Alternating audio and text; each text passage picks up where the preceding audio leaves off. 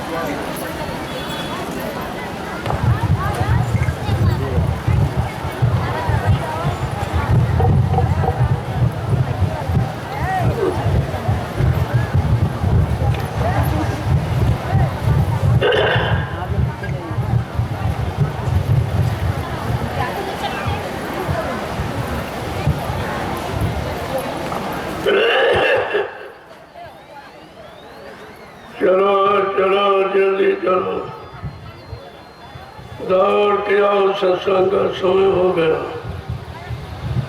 सब लोग सामने आके बैठो। एक एक वचन वाणी को बड़ी सावधानी के साथ सुनो। जब सत्संग वचनों को सुनोगे तब तुम्हारी समझ में आएगा कि सत्संग किसे कहते। सत्संग कोई कथा वार्ता का नाम नहीं है। सत्संग कोई भाषण की प्रवचन का काम नहीं है।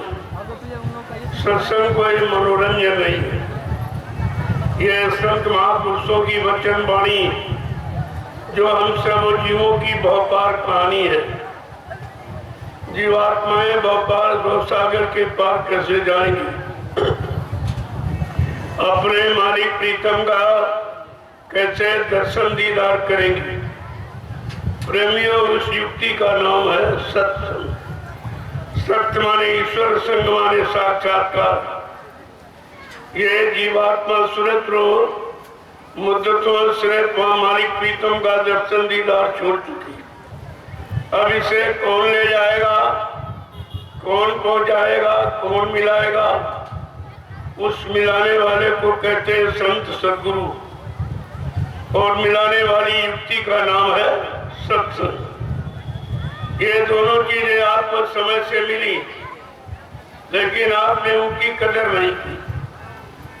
किसी पुण्य कर्म के कारण संत महापुरुषों के दर पे तो आप पहुंच गए, लेकिन आपने उनकी कदर नहीं की, उनको जाना माना पहचाना नहीं। ये सब धोखा, ये इतना बड़ा धोखा है जिसकी जिसकी कीमत रुपए पैसे से नहीं चुकाई जा सकती। सतगुरु दयाल की दया ये रुपए पैसे से मोल नहीं बिकती, और न ही एक किराए पर चलती है। जब जैसी उनकी मौत मर्जी हम सब कलयुग के जीवों पर हो जाती है तो वो दया की बरसात कर देती। अब यह है उनकी दया की बरसात में कितने लोग टिक पाते, कितने छोड़ के भाग जाते। इसी को कहते हैं छटनी और कटनी। बहुत पहले एक इशारा किया गया था कि बच्चा जब मेरी संगत बढ़ेगी, जैसे नदी में बाढ़ आती, ऐसे एक दिन मेरी संगत बढ़ेगी तो बच्चा छटनी होगी और कटनी होगी। इस पर जो लोग नहीं मान पाए तो कुदरत छटनी भी करेगी। ये सब इशारे पहले आपको बताए जाते थे। कहा था जब मेरी संगत बढ़ेगी तो बच्चा में एक छोटी सी परीक्षा दूंगा। मैं देखूंगा कौन मेरा आशिक है, कौन मेरी गति का आशिक है, कौन धन दौलत सामान का आशिक, कौन मान सम्मान का आशिक है। कहा बच्चा ये सब देखूंगा कि कौन मेरा चेला है, कौन मेरे चेलों का चेला है। किसको गति चाहिए, किसको गुरु चाहिए, किसको मुक्ति चाहिए, किसको भक्ति चाहिए, किसको सामान और सम्मान चाहिए, ये सब तुम्हारे सामने नजरअंदाज होगा। उसी समय आपको पहचान लेना चाहिए कि असली काम कहाँ हो रहा।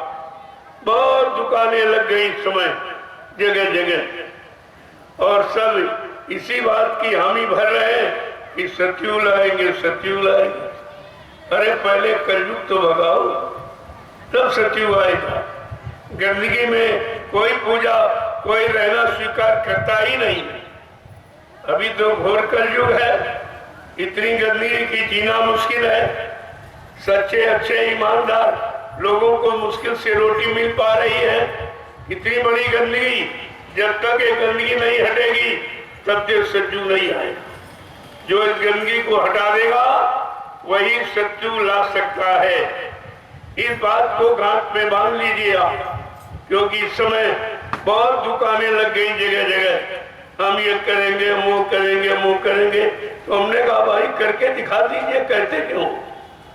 अगर तुम्हारे बस की बात है तो कलयुग को भगा दीजिए और सतयुग को लाके दिखा दीजिए, और सच्चाई, ईमानदारी, प्रेम, प्यार, मोहब्बत, सेवा, दया, सदाचार, परमात्मा की आत्मा को सब में भर दीजिए। तो मान लिया जाएगा कि हम तुमसे जुड़ा सकते, लेकिन कहने से नहीं, करने से। वो करने वाला कराने वाला चाहिए। जिसने किया होगा वो करा देगा, जिसने सुना होगा वो सुना देगा, जिसने पढ़ा होगा पढ़ के बता देगा, लेकिन जिसने किया होगा वो करके दिखा देगा। इसी बात की तो आपको पहचान करनी चाहिए। यही छटनी और कटनी का विषय है जो बड़ी जोरदारी से समझ चल रहा है। मैं यही सुनता हूं चारों तरफ कि आवाजें आ रही, मैं ये करूंगा, मैं वो करूंगा।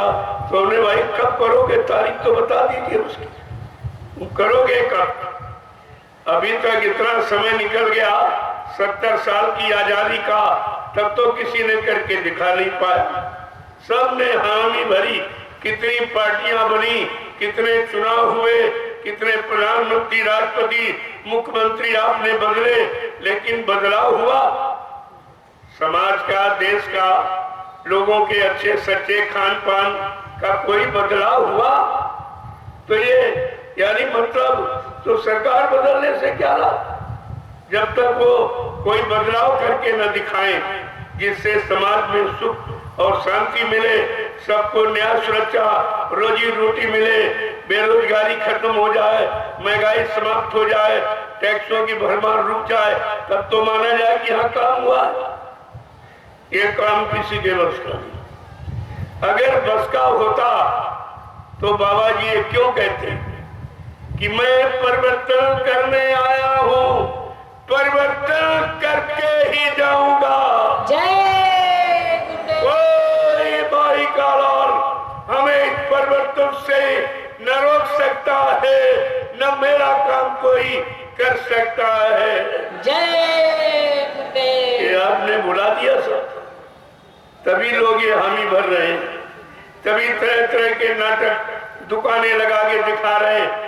अगर सदगुरु दाता दयालु के बाबा जय गुरुदेव जी महाराज के वचन आपको याद होते, उनके वादे, संकल्प, प्रतिज्ञा याद होती, तो तुम्हें कोई बरगला नहीं सकता, कोई भूल भ्रम पैदा नहीं कर सकता। क्यों जी, जो वादा बाबा जी ने किया है वो सृष्टि में आज तक किसी ने किया ही नहीं, और जो काम करने की रीत और नीत बता रहे वो किसी के पास नहीं है। बाबा जी ने ये सब कुछ पहले ही बता दिया। ये हमारे प्रेमियों को कहीं शंका न हो जाए, कोई भूल भ्रम न हो जाए, कोई स्वार्थी, लोभी, लालची इनको अपने स्वार्थ रूप लालच में फंसा न सके, बहका न सके, अच्छे सच्चे रास्ते से हटा न सके। इसलिए बाबा जी ने सब पहले ही बता दिया था। कहा मैं क्या करने आया हूं, कहा मैं कलयुग को भगाने आया हूं और सतयुग को लाने आया हूं। क्या ये किसी ने आज तक कहा है, या पहले किसी ने ऐसा कहा था कि आज कोई ऐसा कह रहा है कि आगे कोई ये कह सकेगा? ये सब आपको विचार करना चाहिए था। गुरु के वचन कभी झूठे नहीं होते, असत्य नहीं होते, वो तो करके दिखाने का दावा करते, केवल सुनाते, भाषण स्पीच नहीं करते, करने का वादा अब करके दिखाने वो हमेशा तैयार रहते हैं। यही कहा था कि बच्चा मैं कलयुग का इतिहास बनाने आया हूं। क्या कोई इंसान ने कभी इतिहास बनाया है? सतयुग का इतिहास क्या राजा हिरण्यकश्यप से बना या भक्त प्रहलाद से बना था? क्या त्रेता का इतिहास विद्वान ब्राह्मण रावण से बना या मर्यादा पुरुषोत्तम भगवान राम से बना? द्वापर का इतिहास राजा कंस के नाम से बना या परिवर्तनकारी शक्ति कृष्ण के नाम से बना? अगर तुम इतिहास को पढ़ लेते फिर भी तुमको कोई शंका नहीं। कलयुग का जीव हमारे हिसाब से तो बहुत अच्छा होना चाहिए, क्योंकि कलयुग के जीव के सामने 3 युगों का अच्छा इतिहास लिखा रखा, अच्छी उम्र वालों का, अच्छे मन की ताकत वालों का, इंद्रियों के त्याग वैराग का, अच्छे खान पान अच्छे कर्म करने वालों का इतिहास तुम्हारे सामने रखा। अगर उसी को आपने पढ़ लेते तो आज कलयुग का इतिहास सबसे अच्छा होता, लेकिन हमको तो सबसे खराब दिखाई दे रहा। इतना खराब कभी समय नहीं आया। लोग चिल्लाते रहे, झूठी आवाज लगाते रहे कि अच्छे दिन आएंगे, अच्छे दिन आएंगे। इतने बुरे आ गए जो कभी नहीं आए थे। इतना बुरा समय कभी नहीं आया। 350 वर्ष इसी भारत भूमि पर मुसलमानों ने राज किया, लेकिन इतनी मारकाट हिंसा और इतना महंगाई और इतने टैक्स और इतनी बेरोजगारी कभी नहीं, इतने जीवों की हिंसा कभी नहीं कराई जितनी आज हो रही है। प्रेमियों, इसी भारत भूमि पर 250 वर्ष अंग्रेजों ने राज किया। उनका इतिहास पढ़िए। इस तरह का अन्याय, इस तरह की लूटपाट, इस तरह की बेरोजगारी, इस तरह की महंगाई और इस तरह की हत्याएं, हिंसाएं, लूटपाट कभी नहीं हुई जितनी आज हो रही है। ये सब क्या है? इसी बात को आपको समझना चाहिए। अगर ये सब कर देते तो बाबा जी ने 70 साल का इनको समझ दिया।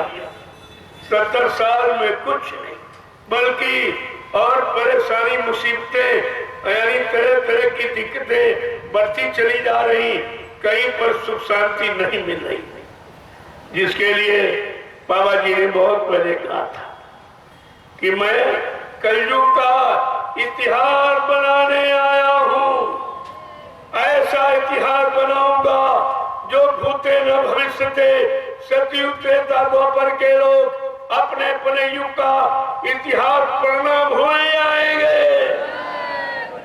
मैं इसी भारत भूमि पर ऐसा चमत्कार करके दिखाऊंगा जिसको हिंदुस्तानी नहीं, सारा विश्व नमस्कार करेगा। जय गुरुदेव। क्या ये छोटे मोटे वादे हैं? ये छोटी मोटी बात है किसी की बस की? अरे देख तो रहे तुम्हारे सामने क्या हो रहा, क्या वादे करते हो, क्या करते। ये वादा खिलाफी, ये दगेबाजी, ये झूठ छल कपट, ये ज्यादा दिन नहीं चलता। इसकी जड़ बहुत कमजोर होती और सत्य की जड़ बहुत मजबूत होती। इसीलिए सत्य कभी पराजित होता ही नहीं। और सत्य है संतों के पास। जब तक वो नहीं आएंगे तब तक सत्ययुग, सत्य का युग नहीं आएगा। सत्य समाज नहीं तैयार होगा। सच्चे अच्छे गुण वाले लोग नहीं आएंगे। ये सब तुम्हारे सामने होके गुजरेगा। इसलिए एक एक बात को सुनिए। ये रक्षाबंधन का पर्व, तो उस पर ये 4 दिवसीय कार्यक्रम रखा गया। शोभा यात्रा को मिला के 5 दिन। आज तो पहला दिन है, इसलिए मैं थोड़ी सी चर्चा करूंगा, क्योंकि अभी लोग भारी संख्या में आएंगे। सत्संग में कल से प्रारंभ करूंगा, सुचारू रूप से कल से प्रारंभ करूंगा। जो आपने कभी सुना नहीं होगा वो कल आपको सुनाऊंगा। आज तो आपसे पूछने आया हूं कि जो वादे तुम्हारे सामने किए गए, बाबा जी को आपने अपना गुरु बनाया तो गुरु की महिमा भूल गए, गुरु का काम भूल गए, गुरु की मर्यादा सब भूल गए आप। क्या किसी गुरु का ऐसा इतिहास तुमने पढ़ा है? किसी गुरु ने कोई समाज देश के लिए वादा किया हो, संकल्प दिया हो, प्रतिज्ञा की हो और न पूरा करके दिखाया हो? बिना पूरा किए ही, बिना बताए, यानी मर के चला गया हो? ऐसा कोई इतिहास है आपके पास? किसी गुरु का, किसी संत सदगुरु का, किसी ऋषि मुनि का, अवतारी शक्तियों का, यानी कोई ऐसा इतिहास तुम्हारे पास है जिसने देश समाज की उन्नति, उत्थान, प्रगति के लिए कोई प्रतिज्ञा की हो, वादा किया हो, संकल्प लिया हो और न पूरा कर पाया हो और बिना पूरा किए और बिना बताए यानी मर के चला गया हो, फिर आपने अपने मालिक के प्रति कैसे समझ लिया? अभी तो किसी काम की शुरुआत ही नहीं हुई। ये लोभी, लालची, स्वार्थी बाबा जी के जाने की शुरुआत बता रहे। चले गए, कहते कभी नहीं आएंगे। हमने कहा वो कभी नहीं जाएंगे जब तक अपने जीवों को, जिनको नाम दान दिया है, एक एक जीव को जब तक घर नहीं पहुंचा लेंगे। कहा था मैं इस मानव शरीर को छोड़ के जाने वाला नहीं हूं। फिर आप कैसे मान बैठे? कैसे समझ दिया? कम से कम किसी के वचन वादों पर तो ध्यान दो, क्योंकि संत वचन पलटत नहीं, परत जात ब्रह्मांड। कितना साफ साफ शब्दों में लिखा है कि संतों के वचन कभी झूठे नहीं होते। चाहे ब्रह्म अपने ब्रह्मांड की रचना में तब्दीली बदलाव क्यों न करते, लेकिन संत जो कहेंगे वो करके दिखाएंगे, ऐसे हो जाने वाले नहीं है। बाबा जी ने क्या कहा था? जिनको मैंने नाम दान दिया है, जब तक एक भी जीव हमारा यहाँ रहेगा मैं बराबर मौजूद रहूंगा। जब मेरे जगह सारे जीव चले जाएंगे मैं पीछे से जाऊंगा। क्या तुम्हारी जीवात्मा चली गई, मालिक से मिल गई? क्या तुम्हारा काम हो गया? तुम्हारे पाप कर्मों को माफी मिल गई जो तुम कहते हो कि माफी दिलाने वाला चला गया? कितनी छोटी खोटी तुम्हारी समझ है कि अपने गुरु के बारे में नहीं पहचान पाए। और तो सबको छोड़ दो। जिस सम्राट दाता सतगुरु दयाल ने अपना इतना बड़ा परिचय इस धरती मंडल पर दिया है, किसी ने नहीं दिया। 10 जुलाई 1952 से 2012 यानी लगातार 60 वर्ष हमें आपको जगाया, चिताया, समझाया, सुनाया और सिखाया, और हमें आपको नाम दान देकर जीवात्माओं को घर जाने का सच्चा वादा किया। और आप सब भूल गए हो। एक भी बात तुम्हारी समझ में नहीं रही। कितनी भूल भटक में आप चले गए। इतना तो कम से कम सोचना चाहिए कि बाबा जी ने अपने मन से कहा क्या है। कहा था बच्चा, ये धरती आसमान की जगह चली जाए, आसमान धरती की जगह ले ले, और सूरज पूरब में निकलता है, पश्चिम में निकलने लगे, ये भी तुम मान लेना। लेकिन जो मैं इस मंच पर बैठकर बोल दूंगा कोई इधर उधर होने वाला नहीं है। फिर आपने कैसे बुला दिया सर? इसका मतलब मथुरा जाने का, दर्शन करने का, सत्संग सुनने का, सेवा देने का, सेवा करने का, नाम दान लेकर सुमरन ध्यान भजन करने का मतलब क्या निकला? यानी सब झूठ, सब धोखा।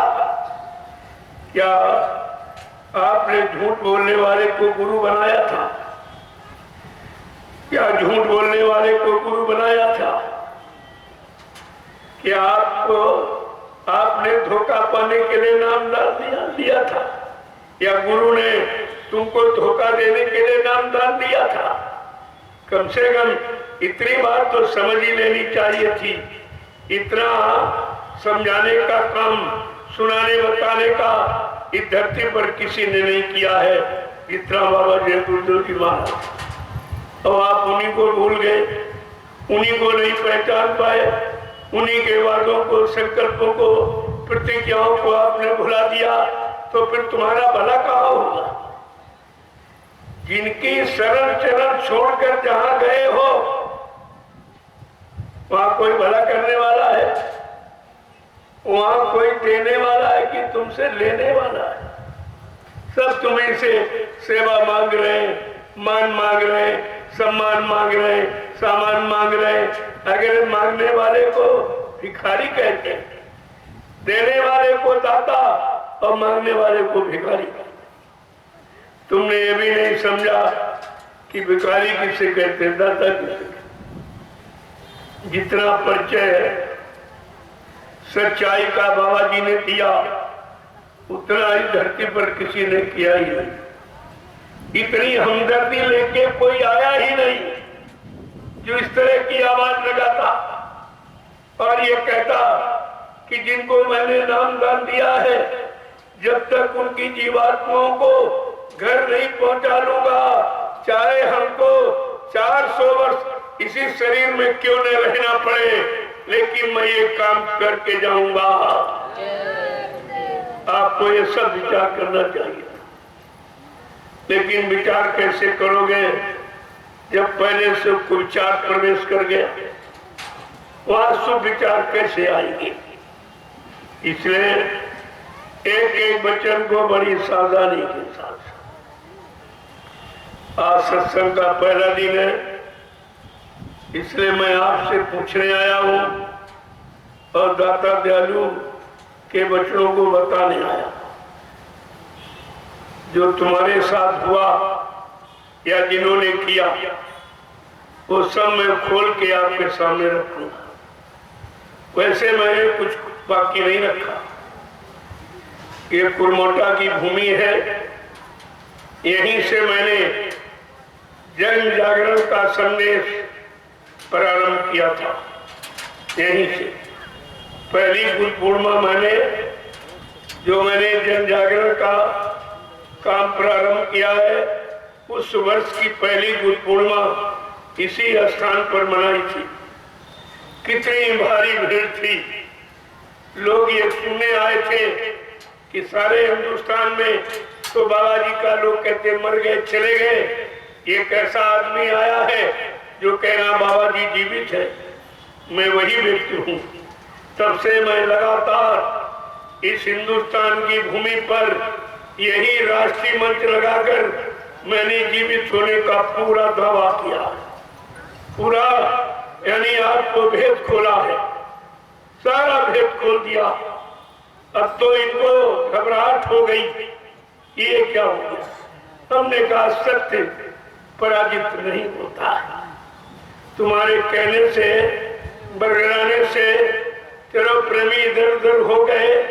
जो कम जानकारी रखने वाले थे, जो बहुत थोड़े समय के नामदारी थे, थोड़े समय में नाम डाल दिया, उन्होंने बाबा जी का पूरा संदेश नहीं सुना था। वो बेचारे गुमराह हो गए, इधर उधर चले गए। लेकिन मैं देखता बड़े बड़े पुराने, वो इतने पुराने की चीड़ सीड़ बेकार ही हो गई। ज्यादा पुराना फट जाता, बेकार हो जाता। ये सब पुराने कहाँ चले गए? इन्होंने, मैंने पूछा तुमने नामदान किससे लिया? मैंने पूछा लोगों से कि आपने नामदान गुरु महाराज से लिया है या किसी चेले से लिया है?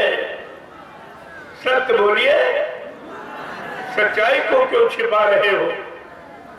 आपको नामदान गुरु महाराज ने दिया या किसी चेले ने दिया है?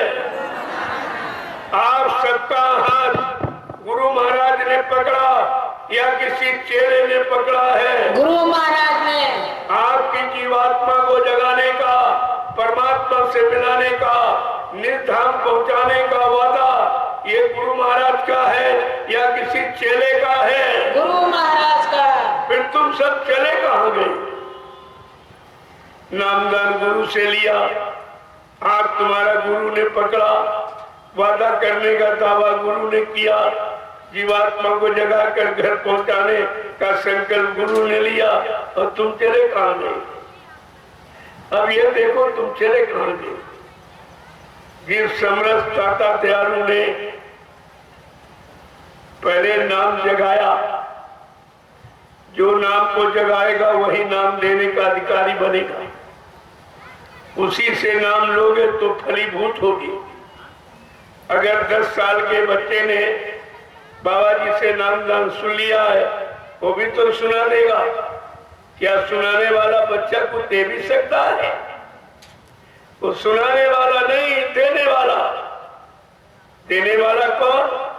जो सतलोक सचखंड अनामी धाम से आया और नाम को जगाया और सिद्ध किया, नाम का प्रचार किया, उसी नाम से जीवात्माओं को जगाया और नाम का बेड़ा भवसागर में लगाकर जीवात्माओं को घर पहुंचाने का वादा किया। उसको कहते हैं देने वाला।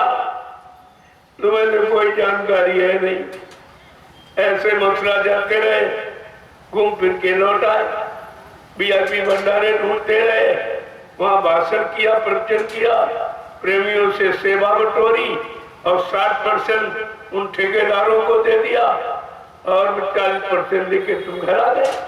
आज भी ये काम हो रहा, कमीशन एजेंटी आज भी तो हो रही। वो कमीशन एजेंट मेरे कार्यक्रम में नहीं आएगा, आएगा तो कुछ समझ नहीं पाएगा और उसकी समझ में कुछ आएगा नहीं, क्योंकि वो देखेगा कि हमारे विपरीत कह रहे हैं, जबकि सच्चाई और अच्छाई यही है जो समझ से खोल के कही जा रही है। इतने डंके के चोट पर कोई कहने वाला हिंदुस्तान में है? जब मैं निकला 18 मई 2012 की घटना है लीला, और ठीक 28 मई 2012 को मैं निकल पड़ा। सबसे पहले मैं प्रशासन को यह सूचना देने गया बाबा जी की।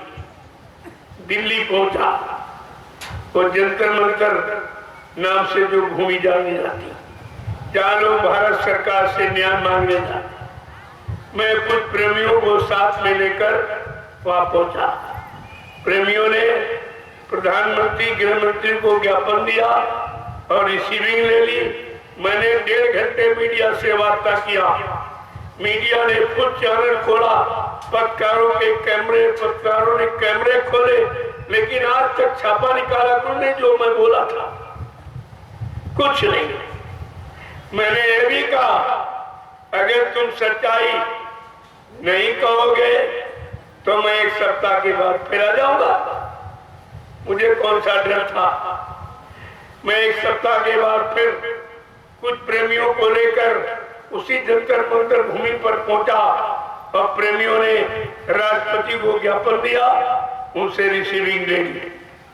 मैं 4 महीने बैठकर भारत सरकार का इंतजार किया कि बाबा जी की मौत के बारे में भारत सरकार कोई न कोई सही निर्णय जरूर लेगी, लेकिन प्रेमियों अभी तक कोई निर्णय नहीं। मैंने कहा मैंने निर्णय ले लिया, अब ये सच्चाई ये रात में अवश्य खोलूंगा। मैं निकल पड़ा, यानी कलकत्ता से लेकर आपका पूर्वी उत्तर प्रदेश जहां बैठे हो, ये हमारा चौथा कार्यक्रम है। एक जिले में मैंने 5-5, 7-7 कार्यक्रम किए। इसके बाद मैं देहरादून पंजाब चला गया। वहां से मैं यानी मतलब मध्य प्रदेश, छत्तीसगढ़, वहां से संदेश देता हुआ बिहार और झारखंड, और इसके बाद दिल्ली, और दिल्ली से हिमाचल, और हिमाचल से उत्तरांचल। मैंने पहली गुरु पूर्णिमा इसी स्थान पर मनाई जहां बैठे। इतनी बड़ी भीड़ थी, आपने आंखों से देखा होगा। उतनी बड़ी भीड़ अभी कहीं नहीं हुई, क्योंकि ये सुनने लोग आए थे कि सब तो पूरा हिंदुस्तान तो कह रहा बाबा जी चले गए, ये कैसा इंसान है जो कहने आया बाबा जी जीवित है। मैं प्रमाण दे के कहता हूं और मैं आगे आने वाले समय में आपको दिखा भी दूंगा। ऐसा नहीं है, अभी तो आपको होश में लाया जा रहा, जगाया जा रहा, चिताया जा रहा कि तुम उस लाभ के पाने के काबिल बन जाओ। बाबा जी हमें आपको सतयुग के इतिहास का पात्र बनाना चाहते, और हम लोग कहाँ जा रहे हैं? जो तुम्हें यानी मतलब कलयुग भगाना और सतयुग ले आना, इसका पात्र बनाने जा रहे। इतिहास में तुम्हारा नाम लिखाना चाहते और तुम सब कहाँ जा रहे हो? जो तुम्हारा इतिहास बनाने आया है तुम उसी को भूल गए। क्या इतिहास किसी इंसान ने कभी बनाया है? और वो भी कलयुग का। 3-3 युगों के इतिहास बन गए, वही पढ़ाए सुनाए आपको जा रहे, लेकिन उससे हमारा काम नहीं। क्यों? गुजरा हुआ जमाना आता नहीं दोबारा। जो समय घड़ी वक्त निकल जाता है वो बार बार हाथ नहीं आता। जब वो समय नहीं आएगा, उस समय का लाभ नहीं मिलेगा, तो उस समय की इतिहास पढ़ने से हमारा मतलब क्या निकलेगा? वो तो केवल जानकारी के लिए है, लाभ पाने के लिए नहीं। और कलयुग का इतिहास सबसे अलग होगा, क्योंकि इतना खराब समय कभी धरती पर आया ही नहीं, जहां सबके सब खराबी हो गए। कोई 10-5% बचे, बाकी सब खराब। कोई न कोई खराबी में आप जरूर फंस गए, चाहे वो खान पान की हो, चाहे सोचने समझने की हो, चाहे करने कराने की, किसी न किसी खराबी से आप जरूर जुड़े हुए। और उधर इतिहास क्या कह रहा? निर्मल मन जन सो मोहि पावे, मोहि छल छिद्र कपट नहीं भावे। जिसका मन निर्मल पाक साफ पवित्र है वो हमको पाता है। अपने पाने की भी बात बताई कि मुझे कौन पाता है? हिंदू पाता है, मुसलमान सिख ईसाई कहते नहीं, ब्राह्मण क्षत्रिय वैश्य सज्जन कहते नहीं, गरीब अमीर पढ़ा लिखा अनपढ़ कहते नहीं। कौन पाएगा? निर्मल मन जन सो मोहि पावे, मोह छल छिद्र कपट नहीं भावे। जिसका मन निर्मल पाक साफ पवित्र है वो मुझको प्राप्त करता है, वो प्राप्त करता। और इतना ही नहीं, रामचरितमानस में लिख के सब कुछ बताया, सबका उत्तर दिया सारे प्रश्नों का। इसीलिए उस कांड का नाम है उत्तरकांड। उत्तरकांड का मतलब इसमें सारे प्रश्नों का उत्तर, सारी समस्याओं का समाधान है। लेकिन आप अगर उत्तरकांड को पढ़ लेते तो बाबा जी के वचन आपकी समझ में बहुत जल्दी आ गया, बहुत जल्दी आ गया।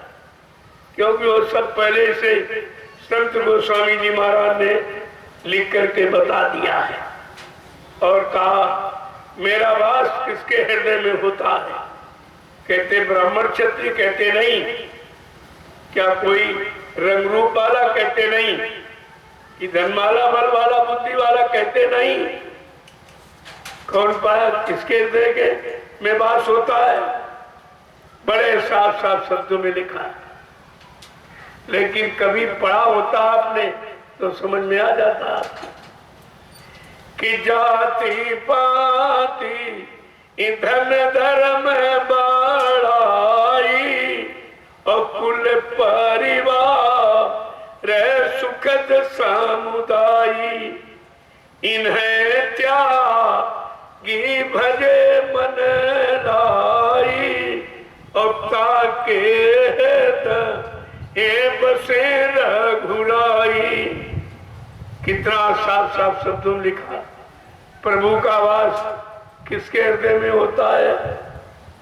कहते जाति पाति धन धर्म बढ़ाई, कुल परिवार सुखद समुदाय।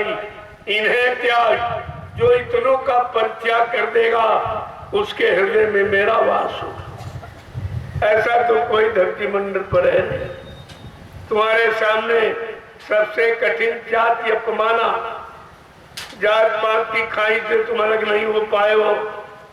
और बात तो छोड़ दो, जबकि बच्चा जब पैदा होता है किसी घर में, चाहे मुसलमान घर में चाहे हिंदू घर में, कोई जात लेके नहीं आता, कोई मजहब धर्म लेके पैदा नहीं होता, कोई सामान लेके नहीं आया, कोई पति पत्नी बाल बच्चे लेके नहीं आया, आया नंगा और अकेला। ये आने की स्थिति हमारी आप सब, जब हम नंगे आए, कुछ लेके नहीं आए, तो यहाँ से लेके कैसे जा सकते? लेकिन तुम ये भूल गए हो, तुम काल का सामान इकट्ठा करने लगे। कहा दुकान हमारी, मकान हमारा, जमीन हमारी, रुपया पैसा धन दौलत हमारा, पर पत्नी बाल बच्चे भाई बहन बिरादर हमारे। अब तुम ये भूल गए कि हम तो नंगे अकेले आए थे, और यहाँ से जाओगे तो नंगे अकेले ही जाओगे। फिर ये सामान कहते सब यही रह जाएगा। पूरा जीवन ये काल का सामान इकट्ठा करते रहे, और समय आया तो काल ने अपना सामान छीन लिया और नंगा करके आपको भेज दिया। ये बात तो अभी तक समझ में नहीं लोगों के आई।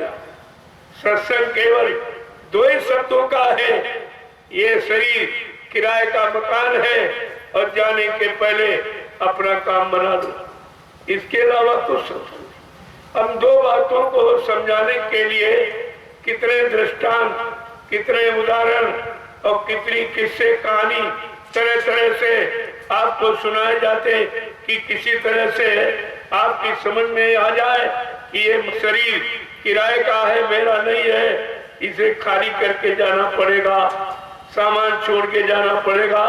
फिर आखिरकार ये कंकड़ पत्थर ये किसके लिए इकट्ठे कर रहे हो? आज तक समझ में दो बातें भी नहीं आई। और 60 वर्ष का समय समझाने का बाबा जी का वो मथुरा का निकल गया, और 9 वर्ष ये लीला के निकल गए। कितना निकला? 69 वर्ष आपका समय चला गया और समझ में अभी कोई नहीं बात आई। इतना लंबा समय 69 वर्ष का और 70 साल की आजादी का, ये सब समय बर्बादी के कगार पे लाके तुम्हें खड़ा कर। क्या मिला? कोई लाभ मिला? कोई शांति मिली? कोई अपना हमदर्द मिला? हमदर्दी दूर करने वाला, बीमारी दूर करने वाला, कष्ट मुसीबत हटाने वाला कोई मिला? आपने उनको खोजा ही नहीं। अपने सच्चे हमदर्दी को आपने खोजा ही नहीं। अगर खोज लेते तो आज ये रोना नहीं होता। जो रो रहे हो, चिल्ला रहे हो, कोई सुनने वाला नहीं, कोई मुसीबत कष्ट दूर करने वाला नहीं, बीमारी कोई हटाने वाला नहीं, ये दिन आपको देखने को नहीं मिलते। आपने जिनको अपना बनाया उनके बारे में भी सदगुरु ने बताया, और सच्चा साथी कौन उनके बारे में भी आपको जानकारी दी। पहले तो बताया कि जहां तुम फंसे हो, जिनको अपना अज्ञानता भूल ब्रह्म में मान रहे हो, जरा उनको सुन लीजिए।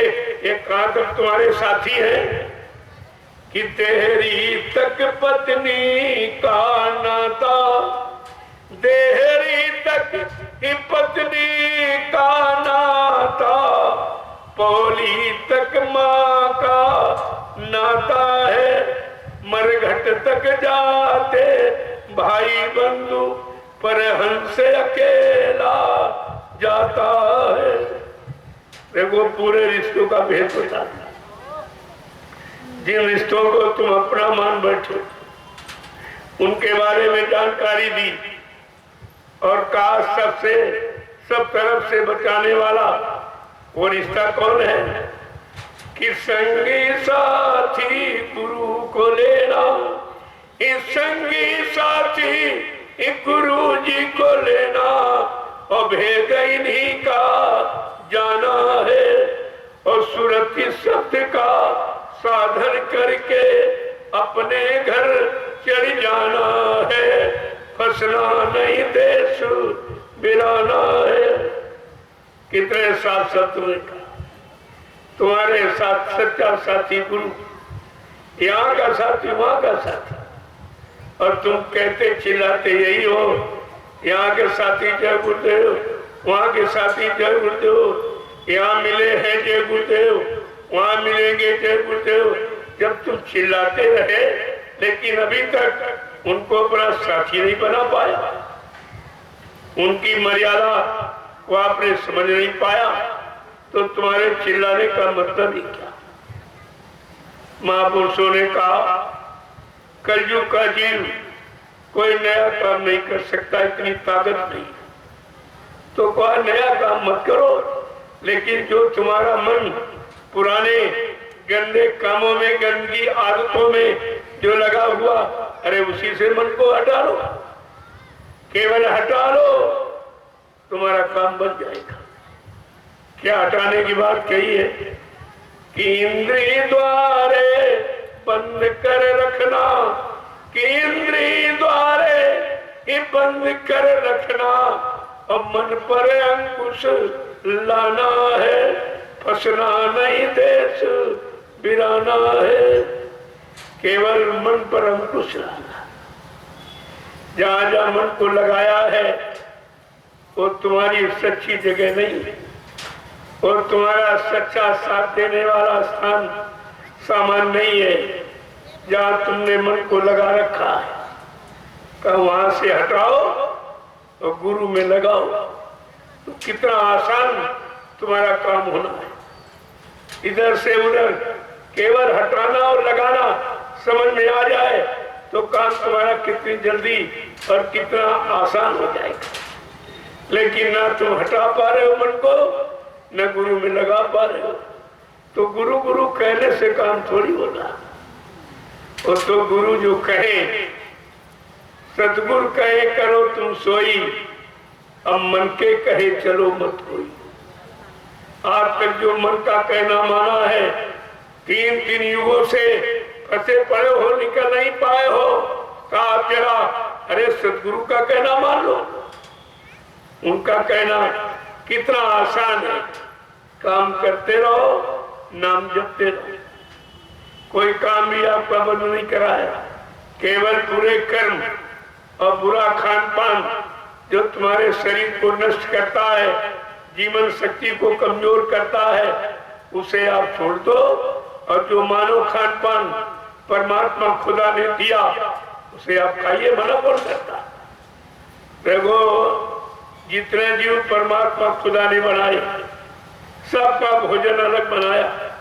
पशुओं का अलग, पक्षियों का अलग, कीड़े मकोड़ों का अलग, जंगली जानवरों का अलग, और आदमी इंसान का भोजन सबसे अलग बनाया, क्योंकि इंसान भगवान को बहुत प्यारा है। भगवान ने कहा भी कि सब मेरे सब मम उपजाए, और तीन में आधी के मनुज में भाए। क्या कह रहे भगवान कि सारी सृष्टि मेरी ही है, सारे जीव जो तुम देख रहे तुम आंखों से, ये मेरे ही बनाए हैं। जब इंसान विज्ञान ने कोई जीव बनाया नहीं, तो मारने काटने का अधिकार किसने दे दिया? बस यही गुनाह, यही पाप आपको निकलने नहीं दे रहा। 4 खान 84 लाख नरकों की योनियों से छुटकारा नहीं दिला रहा। क्या कहा था कि मानव शरीर प्रभु प्राप्ति के लिए मिला है।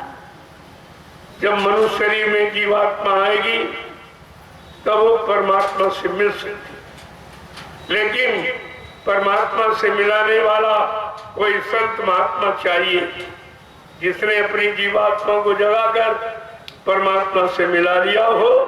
परमात्मा के दरबार का दरबारी रोज आने जाने वाला हो, वो हमारी आपकी फरियाद भी परमात्मा के पास पहुंचा सकता, और हमारी आपकी जीवात्मा को जगाकर परमात्मा से मिला सकता। ये काम उसके द्वारा, और ये सच्ची में ये काम कोई नहीं कर। जीवात्मा जगाना, परमात्मा से मिलाना, ये किसी आदमी इंसान के बस की बात नहीं है। ये कोई धनवान बलवान बुद्धिमान भी ये काम नहीं कर सकता, क्योंकि जब तक जो हमने आपने जब जहां जहां शरीर धारण किया, वहां शरीर से कुछ न कुछ कर्म होते ही रहे। उन कर्मों को मिटाना, उन कर्मों को खत्म कराने की युक्ति जब तक कोई नहीं बताएगा, तब तक कोई जीवात्मा इस मृत मंडल से नहीं जा सकती। और कर्म क्या है? आपने अगर शरीर से कोई काम कर डाला, शरीर से बुरा पाप कर्म कोई हो गया, अनजान में या स्वार्थ लालच में फंसकर, काया से जो कार्य हुई बिन भोगे बचे नहीं पूरी। काया माने शरीर से जो भी बुरा काम पाप कर्म हो जाएगा उसका फल भोगना पड़ेगा। जिनको तुम भगवान कहते हो, कृष्ण को भी उन्होंने मानव शरीर यहाँ धारण किया और शरीर के द्वारा जो भी अच्छे बुरे कर्म हुए उनका फल उनको भी भोगना पड़ा। एक बार कृष्ण भगवान नदी किनारे बैठे थे, बैलिए ने दूर से देखा, उनके पैर में काला निशान था। उसने सोचा ये तो हिरने की आंख सी चमक रही है। हिरने की आंख समझकर बैलिए ने ताक के बाण मारा, कृष्ण का पैर छली हो गया। बड़ी जोर से कृष्ण भगवान चिल्ला पड़े। बैलिए ने समझा शिकार हो गया, दौड़ के आया, देखा कि कृष्ण भगवान चिल्ला रहे। हाथ जोड़कर प्रार्थना करने लगा कि महाराज क्षमा कर दीजिए, धोखे से अपराध हो गया। कृष्ण भगवान ने नहीं, कोई धोखा नहीं, रामावतार में तुम बाली थे, मैंने पेड़ के आड़ से धोखा देकर तुमको मारा था। वो धोखा देने वाला कर्म हमारा तुम्हारा आज पूरा हो गया। प्रेमियों, जब कर्म कर जा भगवान को छुपाना पड़ा। ऐ इंसान, तू किस गफलत में है कि हमारा कोई कर्म भोगी नहीं है।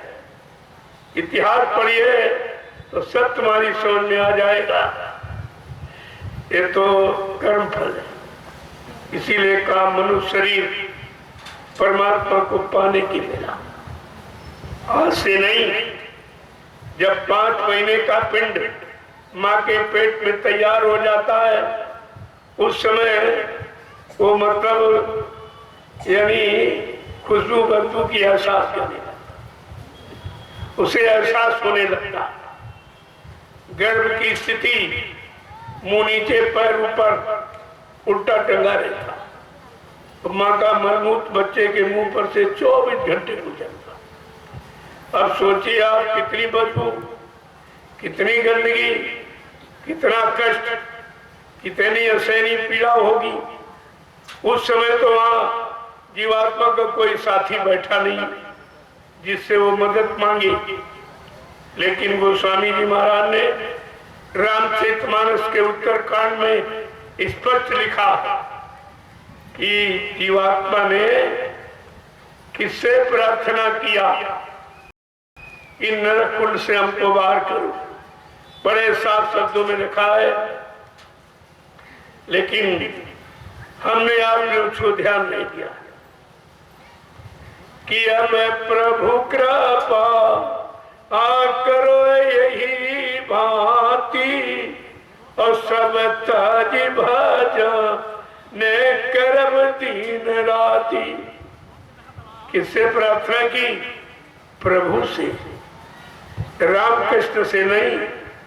बड़े साफ शब्दों में गोस्वामी महाराज ने शंका दूर की कलयुग के जीवों की कि कोई शंका मत करना, जीवात्मा का उद्धार कल्याण जब होगा जब प्रभु नाम आएगा, प्रभु नाम का प्रचार होगा, प्रभु नाम से जीवात्माओं को जगाया जाएगा, प्रभु नाम बेड़ा लगाकर भवसागर से जीवात्माओं को प्रभु धाम पहुंचाया जाएगा। देखो कितना साफ साफ लिखा है कि जीवात्मा किस नाम से अपना भला चाहती है। अब प्रभु कृपा करो यही भांति और सब ताज भजन ने करब दिन राती। हे प्रभु, ऐसी कृपा दया करो, हमें इस नरक कुंड से बाहर करो। जब मैं बाहर जाऊंगी दिन रात तुम्हारा भजन करूं। पूजा का वादा नहीं किया आपने, भजन का वादा। और यहाँ के भूल गए आप, माया की चकाचौंध में आकर अपने वादों को आप भूल गए कि मैंने प्रभु से क्या वादा किया। और प्रभु नाम लेकर महापुरुष आ गए हैं और प्रभु से मिलाने के लिए, प्रभु धाम पहुंचाने के लिए, तो हमें आपको तो प्रभु नाम की मर्यादा समझ लेनी चाहिए। आगे गोस्वामी महाराज ने और भी इशारा किया है। एक अनियनामा अज सच्चिदानंद प्रभु धामा, एक ही अनामी धाम है, वहाँ एक अनामी महाप्रभु है। जब अनामी महाप्रभु स्वतः मानव चोला धारण करके मृत लोक मंडल पर आएंगे, प्रभु नाम को जगाएंगे, प्रभु नाम को सिद्ध करेंगे और प्रभु नाम से जीवात्माओं को जगाएंगे, प्रभु नाम से प्रचार करेंगे और भवसागर में प्रभु नाम का बेड़ा लगाकर जीवात्माओं को प्रभु धाम पहुंचाएंगे। तब जीवात्माओं का आवागमन समाप्त हो जाएगा। ऐसे आवागमन समाप्त नहीं होता। देखिए प्रेमियों, सत्यलोक तक आवागमन, क्योंकि संत आते जाते रहते। प्रभु धाम जो पहुंचाएगा जीवात्माओं को, उन जीवात्माओं का आवागमन समाप्त हो जाएगा। फिर वो धरती मंडल पर कभी नहीं आएंगे, कभी जन्म नहीं लेंगी, कभी यहाँ मृत्यु के हवाले नहीं होंगी। तो बात तो आपको समझनी चाहिए। ये तो आपको कोई बताता नहीं, सब पुराने पिछले युग की कहानियां सुनाते रहते। अरे उनसे हमारा काम, क्योंकि हम उस समय थे नहीं, अगर होंगे तो आज हमें पहचान नहीं है, तो उनसे काम तुम्हारा कैसे हो जाए। तो नाम की महिमा को भी खोल के कहा कि कलयुग का जीव कहीं पिछले युग के नामों में फंस न जाए, नहीं तो काम उसका नहीं होगा, समय निकल जाएगा। इसीलिए ब्रह्मत्रो मंडल पर आकर सर्वप्रथम प्रभु नाम जगाया और सिद्ध किया और पूरे भूमंडल पर प्रचार कराया। कोई ये नहीं कह सकता कि हमको जय गुरुदेव नाम प्रभु का बताया नहीं किया, ये कोई नहीं कह सकता। अब न मानो, न जानो, पहचानो, न अपना काम बना पाओ, तो ये तुम्हारी भूल है। लेकिन महापुरुष किसी भी गूढ़ राज रहस्य को छिपाते नहीं। गूढ़ हो तत्व न संत दुराऊ, गूढ़ राज को संत महात्मा कभी यानी छिपाते नहीं है, बल्कि सारी गंदगी को, सारे पर्दों को हटाकर और सत्य का ज्ञान भान कराते। कि लेकिन हम सब गंदे कमजोर जीव उनकी सच्चाई अच्छाई को समझ नहीं पाते, अपना नहीं पाते, उसका लाभ भी प्राप्त नहीं कर पाते। कितनी बड़ी कलयुग के जीवों की कमजोरी हो। बाबा जी ने कितना समय दिया जगाने का, इस मृत्यु मंडल को किसी ने नहीं। 10 जुलाई 1952 से 2012 जो लीजिए 60 वर्ष, घर घर दरवाजे दरवाजे, कोई गांव मोहल्ला शहर कस्बा, कोई प्रांत जिला तहसील छोड़ी नहीं, जहां पर समय का संदेश, समय के जगह नाम की महिमा और लोगों को न दी हो, न सुनाई हो, न बताई हो और काम करने का न वादा किया हो, तो आपने कितनी बड़ी भूल की। अपने अच्छाई सच्चाई को छोड़ दिया और बुराइयों को फिर पकड़ लिया। पहले बुराइयों को पकड़े थे, क्या लाभ मिला, और अब पकड़ोगे तो क्या लाभ मिला। कितने लोग आए और चले गए, क्योंकि यहाँ छल कपट प्रपंच करने वाला, झूठ बोलने वाला, अपना स्वार्थ लोभ लालच हल करने वाला लंबे समय तक संत मत में टिक नहीं सकता। इसीलिए मैंने आपके लिए ऐलान किया था कि हिंदुस्तान में कोई भी किसी को अपनी सेवा नहीं देगा। जो जिम्मेदार है, जो जिम्मेदारी से कार्यक्रम करवाते हैं, जिसका लाभ संपूर्ण क्षेत्रीय जनता को, जिले के लोगों को दिलाते, उनको तो देने का आपको हक है। बाकी घरों को किसी की को भी सेवा मत देना, वो सेवा मेरे पास नहीं आती। मैंने कितनी बार आपसे कहा, यहाँ तमाम ऐसे इसी जिले में, तुम्हारे इसी जिले में केवल कार्यक्रम के नाम पर तुम्हारे से पैसा ले लेते, भंडारा चलाएंगे, भंडारा, उसका कोई हिसाब नहीं, और बचा हुआ कभी हमको भेंट नहीं करते। ऐसे लोगों को सेवा मत देना जो सेवा तुम्हारी अच्छे सच्चे काम में लगकर तुम्हें लाभ न दी। पहली बात तो नैमिषारण्य के नाम पर तुम्हारे जिले की कोई सेवा नहीं, कोई सेवा नहीं है। आप इतनी भारी बड़ी संगत है, संगत से लोग सेवाएं बटोरते हैं लेकिन हमारे तक नहीं लाते हैं ताकि हम उसको परमार्थी कार्य में लगाकर आपको परमार्थी लाभ दिला सके। मैं तो बार बार कहता हूँ, आप जब आते हो वही हाथ में दे दीजिए, मैं तुम्हारे सामने तुम्हारी सेवा लगा दूंगा। नैमिषारण्य की तपोभूमि पर कितनी जल्दी एक काम परमार्थ का हो गया। 2 वर्ष, केवल अभी 2 वर्ष हुए हमको वहां, अब कितना काम हो गया। आपके यहाँ लोग जाते हैं, उनसे पूछिए। तो ये आपकी सेवाओं का सदुपयोग है। जो मेरे हाथ में मिली वो मैंने लगा दी, जो ये सब ठेकेदार खा गए वो तो तुम्हारी चली गई। इसलिए यहाँ किसी के हाथ में सेवा ही मत देना। अगर परमार्थी लाभ प्राप्त करना चाहते हो तो मैंने बड़े स्पष्ट शब्दों में सब लिखा, क्योंकि तुम्हारी गाड़ी कमाई जो तुम बच्चों को नहीं खिला सके, अच्छे मकान नहीं बनवा सके कि चलो हमारी सेवा पहुंच जाएगी, नहीं हम पहुंच पाते, हमारी गाड़ी कमाई पहुंच जाएगी, उसका हमको कुल लाभ मिल जाएगा। लेकिन ये लोग कुछ सेवा लेके नहीं जाते, यही खा पका के बराबर कर दिया।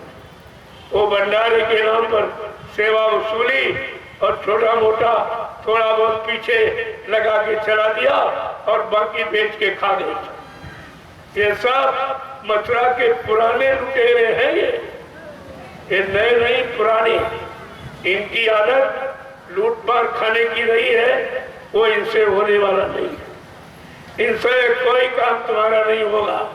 मैंने व्यक्तिगत इनको समझाया लेकिन हमारी बात इनकी समझ में नहीं आई और ये सब तुम्हारा कर्जा लाद के बैठे हैं। अभी कितने जन्म इनको लेने पड़ेंगे, बैल घोड़ा खच्चर गधा बनकर ये तुम्हारा कर्जा अदा करेंगे। इसलिए कोई भी प्रेमी कोई सेवा नहीं, ये सेवाएं मेरे तक नहीं आई। इसमें से जितने पुराने हैं उतने बड़ा चोर है।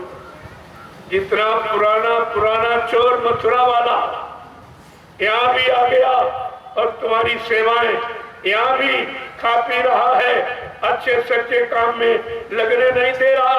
और मथुरा भी यही करता था, आज भी वही करता। मैं बार बार आपको समझाता हूँ, जब मैंने ये अभियान जारी किया तभी मैंने ऐलान किया था कि मथुरा की कोई घटना दोहराई नहीं जाएगी, लेकिन इस पर कोई ध्यान नहीं दिया। ये अपनी पुरानी आदतों से बाज नहीं आते, ऐसों को बिल्कुल छोड़ दीजिए।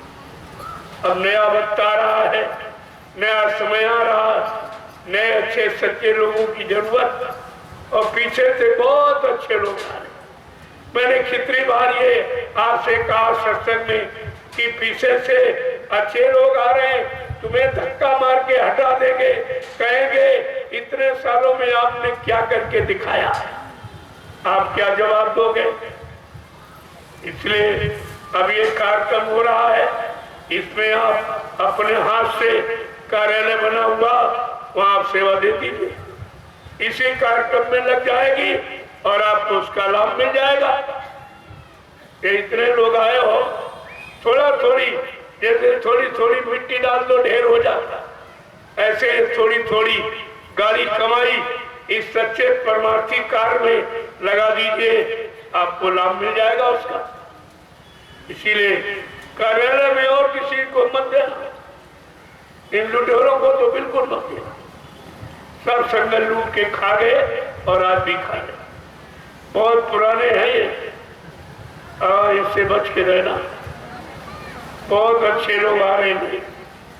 अब की बार सारा हिंदुस्तान बंद रहा है, सब जगह ताले लगे रहे, लेकिन नैमिषारण्य खुला रहा। नैमिषारण्य खुला रहा, क्या कारण है? इस पर हिंदुस्तान को विचार करना चाहिए कि आज सच्चाई अच्छाई का सच्चा रास्ता 88,000 ऋषियों की तपोभूमि नैमिषारण्य पर हो रहा। ये स्पष्ट प्रमाण है। कितना बड़ा कार्यक्रम हुआ, 50,000 लोग इकट्ठा, जहां होता 10 आदमी नहीं, ये है वो है, ये का कुछ नहीं। ये नैमिषारण्य की तपोभूमि है। 88,000 ऋषियों की तपस्या का आशीर्वाद वरदान इस पे लगा हुआ। यहाँ पर कोई बीमारी नहीं आई, कोई बीमारी वहां आने वाली नहीं है। अगर कोई बीमार हो गया हो, अगर एक सप्ताह भंडारे की रोटी खा लेगा तो बीमारी चली जाएगी, बीमारी चली जाएगी। मैंने चैलेंज किया था, ऐसा वैसा नहीं। और कार्यक्रम कितना विशाल हुआ, सारा हिंदुस्तान देखता रहा। सब कर्मचारी अधिकारी बड़े मतलबयानी सम्मान के साथ मैंने उनका सम्मान किया और उन्होंने सुना कि आज देश समाज इंसान को ऐसी चीज की जरूरत है जो मैंने उनको संदेश दिया, कहा इस समय इसी की जरूरत। अगर मैंने कहा मैं एक सच्चे अच्छे समाज का निर्माण करने आया, जिस दिन मुझे अच्छे सच्चे लोग मिल जाएंगे, सच्चे अच्छे समाज का निर्माण हो जाएगा। लेकिन अब बनाने में थोड़ा देर लगेगी कि अच्छे सच्चे कैसे बनाए जाएंगे, कौन सी युक्ति से बनाए जाएंगे, किस व्यवस्था से बनाए जाएंगे, वो तो मैं सब आपके सामने करके दिखा रहा हूँ। हमारे पास कोई ऐसे टिकने वाला नहीं, मेरे पास ऐसे टिकने वाला कोई नहीं। मान सम्मान का भूखा वो तो बिल्कुल नहीं टिकेगा। मान सम्मान दिया जाएगा, पैसा भी दिया जाएगा और लेकर के चला जाएगा, संतुष्ट नहीं होगा। ये दरबार ऐसा ताकि दरबार में सच्चे सदगुरु के दुख दर्द मिटाए जाते हैं। दुनिया के सताए लोग यहाँ सीने से लगाए जाते हैं। ऐसा ये दरबार है। लेकिन तुम दरबार के काबिल तो बनो। मैं तो फ्री सेवा भी नहीं लेता, किसी न किसी रूप से उसकी सेवा को अदा कर देता। मैं अपने पर कोई बोझा नहीं। जो आपने हमको दिया इन 8-9 वर्षों में, 1 रुपया, 2 रुपया, 10 रुपया, 20 रुपया, वो मैंने सब नैमिषारण्य में लगा दी। आपकी जमीन खरीदी, जो आप दे रहे हो, ये निर्माण कार्य में लग रहा है, ये भी आपके सामने। ना मेरा कोई खाता है, ना मेरा कोई बैंक बैलेंस है, न मेरे पास कोई तिजोरी बक्सा। जो कुछ है तुम ही लोग हो। जब दुनिया के लोग सभी अपने अपने परिवार को पालते पोसते हैं, मेरा ये गुरु परिवार है, मैं जो कुछ करूंगा अपने गुरु परिवार के लिए करूंगा और कर रहा हूं। और आपके सामने यानी प्रमाण है नैमिषारण्य। देख लीजिए चल के कितनी जल्दी कितना काम हुआ। मथुरा में 60 वर्ष में उतना काम हुआ और यहाँ 2 वर्ष में कितना काम हो गया। ये दया का प्रमाण देखिए। ये कौन कर रहा है, कौन करा रहा है? मैं तो निमिष मात्र आपके सामने बैठा हूँ। करने कराने वाला कोई और है, कहे कोई लाख, करैया कोई और है। वो तो करने वाला मालिक है। लेकिन किसी मनुष्य बोल पर बैठकर वो अपना काम करा देगा, अपना संदेश सुनवा देगा, जानकारी दे देगा, ये तो उसकी मौज मर्जी है। इसलिए आपको ये सब चीजें समझनी चाहिए। समझ लोगे आसान हो जाएगा, जल्दी आपका काम बन जाएगा। नहीं तो कितने वर्ष कितने जन्म निकल जाएंगे, ये काम होने वाला नहीं है जीवात्मा के उद्धार कल्याण का। ये तो जमीन पर तो काम पहले से होते रहे। जमीन खरीदना, मकान बनाना, दुकान चलाना, ये तो सब काम बहुत पहले से हो रहा, आज भी हो रहा। हम आप नहीं थे तब भी हो रहा था, हम आप हैं तब भी हो रहा, नहीं रहेंगे तब भी होता रहेगा। अरे ये तो तुम्हारा काम नहीं है, ये तो करने वाला कोई और है। वो अपना कार्यशाला किस तरह से चला रहा, ये उसकी व्यवस्था है। हमें आपको मानव शरीर मिला है तो अपना धीरज से काम बना ले। किसी संत महापुरुष की शरण में जाकर अपने घर का रास्ता पूछे कि हमारा सच्चा घर, सच्चा मंदिर मुकाम किधर है, वो कितनी दूर है, जाने का रास्ता किधर से, कैसे हम पहुंचेंगे, या कोई पहुंचाने वाला मिल जाए तो कितना सरल हो जाएगा। लेकिन बात बिना सत्संग के समझ में नहीं आई। बिना सत्संग, बिन सत्संग विवेक न होई, राम कृपा भी सुलभ न सोई। का बिना सत्संग के बुद्धि में विवेक ज्ञान निरख परख सूझ करने की ताकत नहीं आई।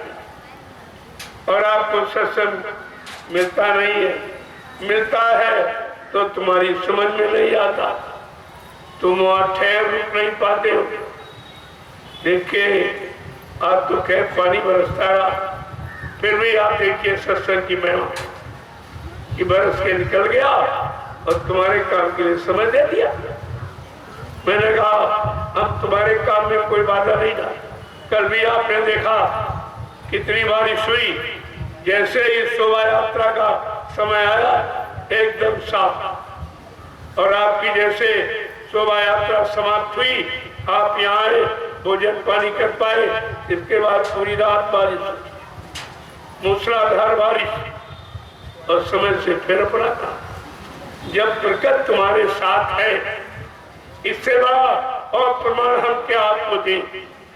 जिसके साथ में प्रकृति है वो क्या नहीं कर सकता और क्या नहीं करवा सकता। आपने देखा सब कह रहे थे आज सत्संग कैसे होगा, हमने कहा हारिए न हिम्मत, बिसारिए न राम, और 12 बजे के बाद होगा घाम। सब आपके सामने, ये प्रमाण आपके सामने है। ये सत्संग की महिमा है, मेरा इसमें कुछ नहीं। ये सत्संग की महिमा, सदगुरु की महिमा, सच्चे नाम प्रभु नाम की महिमा है जो आपके सामने हो रहा। जय गुरुदेव, जय गुरुदेव, जय गुरुदेव, जय गुरुदेव, जय गुरुदेव, जय गुरुदेव। जय गुरुदेव नाम किसका, प्रभु का, जय गुरुदेव नाम किसका, प्रभु का, प्रभु का प्यारा नाम। जय गुरुदेव। जरा खड़े हो जाइए आप लोग, बहुत देर से बैठे हो। देखो तपस्या भी आप कर रहे हो, ये भी आपके सामने है। पानी में भीगे अब धूप में बैठे, ये दो तरीके की तपस्या है। बिना तपस्या के कोई अच्छी चीज मिलती नहीं। और ये है जब जैसा समय वक्त इंसान की ताकत मन की देखिएगा कि तब तैसी सरल तपस्या का विधान बना दिया। आप रात भर भीगे हो तब भी तपस्या कर रहे थे, और धूप में बैठे हो तभी। ये तो समय की गति है। पानी बरसना ये बरसात का समय है, जरूरी भी है। और कुशीनगर तो धान गन्ने का क्षेत्र, यहाँ तो पानी की बहुत बड़ी आवश्यकता है। पानी भी आपका खेती का काम प्रकट कर रही। आप सत्संग सुनिए, अब तुमको खेती की चिंता नहीं कि पानी लगाना है, ये करना वो करना, वो तो प्रकट सिंचाई का काम कर रही। और आप लोग बिल्कुल निडर होकर सत्संग करो, तुम्हें दोनों लाभ मिल जाएगा। उधर सिंचाई का पैसा बच गया, और इधर पैसा सत्संग में लगा दिया तो परमार्थ बन गया।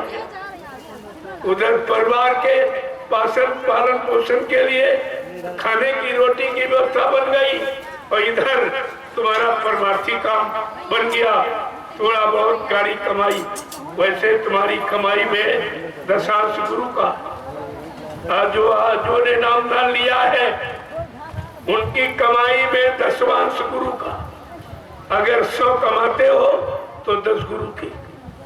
अगर दशांश आप निकालते रहो तो मैं ये कहता हूँ तुम्हारे घर में कोई बीमारी नहीं, कोई झगड़ा नहीं, कोई किसी तरह की आफत मुसीबत नहीं। ये सब काम तुम्हारा सरलता में हो जाएगा, लेकिन तुम दशांश में नहीं निकालते। इसीलिए तरह तरह की बीमारी परेशानियों में हजारों लाखों रुपए डॉक्टर को दे देते हो, लेकिन यहाँ 100 रुपए सेवा में नहीं दोगे। ये तुम्हारी ओछी विचारधारा कितना बड़ा नुकसान करा रही है। इसलिए आपको चाहिए कि गाड़ी कमाई का कुछ न कुछ अंश सत्संग में जरूर लगा देना।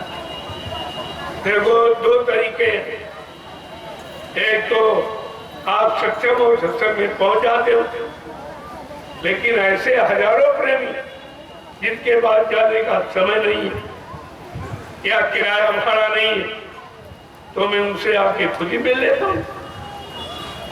मैं तो आपके यहाँ खुद ही आ गया हूँ। अब आपको चिंता नहीं होनी चाहिए कि किराया कहाँ से आएगा, भाड़ा कहाँ, उठाओ साइकिल और फट से आ गए। ये तो दोनों तरह से आपको लाभ है।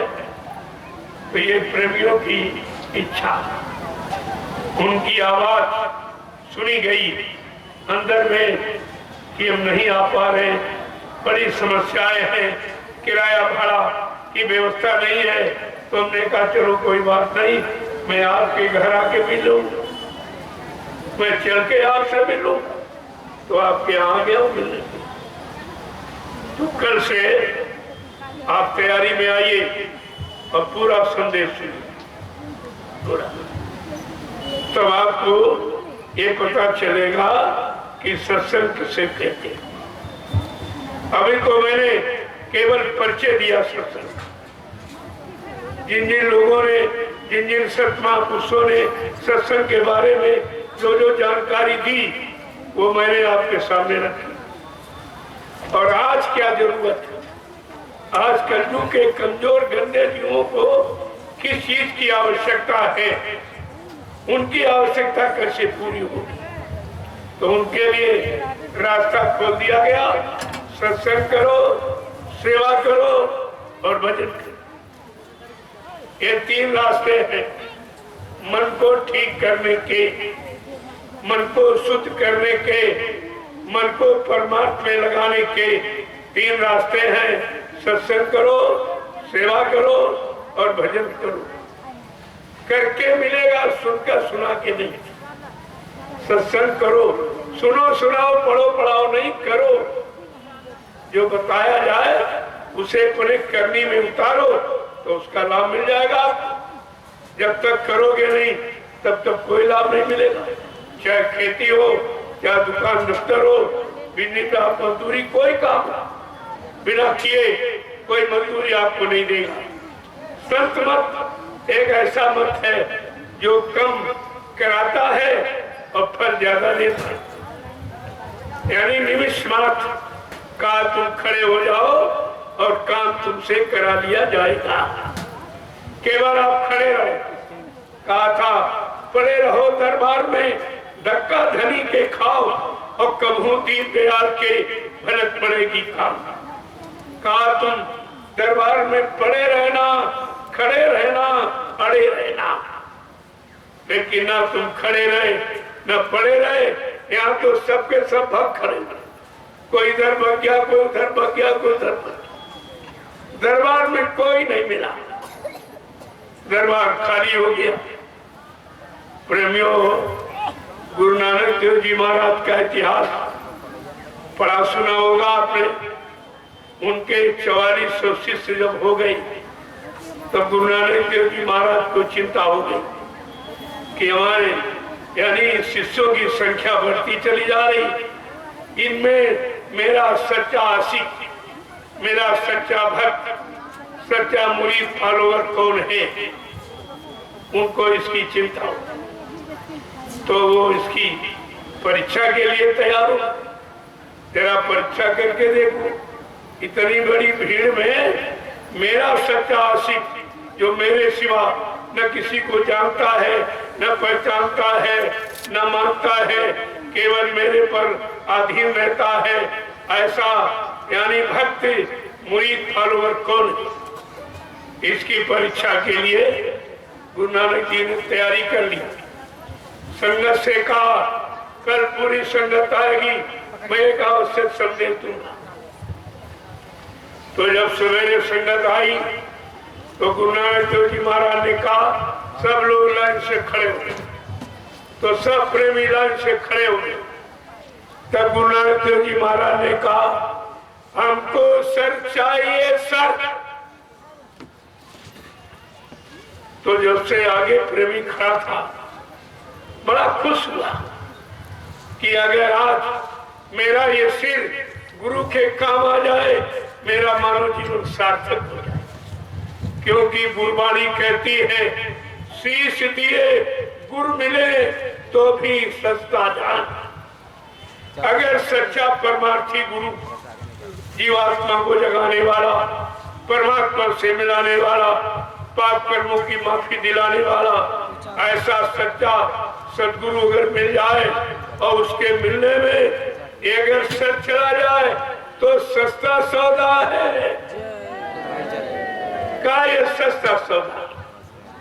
वो तो हंसते हंसते अंदर चला गया झोपड़ी में। जो पहले से प्रेमी बैठा के रखा गया था तो अंदर एक तरबूज का फल रखवा दिया, एक तलवार रखवा दी, एक बकरे को बंद किया, एक प्रेमी को बैठा दिया और एक बाल्टी लाल रंग पानी घुरवा के रखवा दिया। जब प्रेमी अंदर गया, जो अंदर बैठा था प्रेमी, उसने तलवार उठाई और तरबूज पर मारी तो खच की आवाज हुई। बकरे का कान बैठा तो म्यां की आवाज किया। एक लोटा लाल रंग पानी फैला दिया, निकल के बाहर आया। संगत ने देखा कार्य इसका तो काम हो गया। ऐसे प्रेमियों 1 2 3 4 5 अंदर पहुंचे। जब छठे का नंबर आया गुरु नानक देव जी महाराज ने फिर कहा हमको सर चाहिए सर। तो भगदड़ मच गई, एकदम भगदड़, कोई दिखाई नहीं दिया। जब गुरु नानक देव जी महाराज का इतिहास लिखा गया, आपने सुना पड़ा होगा पंच प्यारे, केवल 5 प्यारे निकले। 4400 शिष्यों में 5 प्यारे गुरु के निकले। और बाबा जय गुरुदेव जी महाराज के यहाँ 45 करोड़ में एक भी प्यारा नहीं निकला। गुरु का एक भी प्यारा नहीं।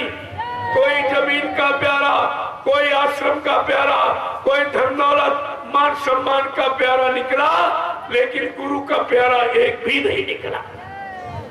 कितने अफसोस की बात है, बड़े दुख की बात है। कितनी मेहनत परिश्रम वेदनाएं कष्ट सहकर गुरु ने 45 करोड़ जीवों का जन्म इकट्ठा किया और कोई परीक्षा नहीं ली। बिना परीक्षा लिए ही फेल हो गए। परीक्षा देकर तो सभी फेल पास होते, लेकिन ये बिना परीक्षा दिए ही फेल हुए। सब अखड़े हुए दर दर गुरु को छोड़कर चले गए, गुरु को छोड़कर चले गए। यानी मतलब अब जो गुरु छूट गया तो तुम्हारा काम कौन करेगा? जीवात्मा को कौन जगाएगा? परमात्मा से कौन मिलाएगा? पाप कर्मों में माफी कौन दिलाएगा? ये सब सोचना चाहिए था। 45 करोड़ जीवों का जन्म इतना बड़ा किसी राजनीतिक नेता पार्टी के पास नहीं, कोई धार्मिक मिशन के पास भी इतना बड़ा जन्म नहीं जितना बाबा जय गुरुदेव जी महाराज ने 45 करोड़ जीवों को सतत के रास्ते पर लाके खड़ा किया और कहा तुम्हारा सबका काम करो। ये सब गुरु पर विश्वास नहीं करता। और सब के सब दरबार छोड़ के चले गए। अब इनसे पूछो तुम्हें क्या मिला, जबकि ये लिखा है मुक्ति संत चरण की दासी, मुक्ति संतों के चरणों में है। इन लोगों ने तो चरण शरण सब छोड़ दिए, और जहां छोड़ के गए हैं वहां चरण है कि पैर है।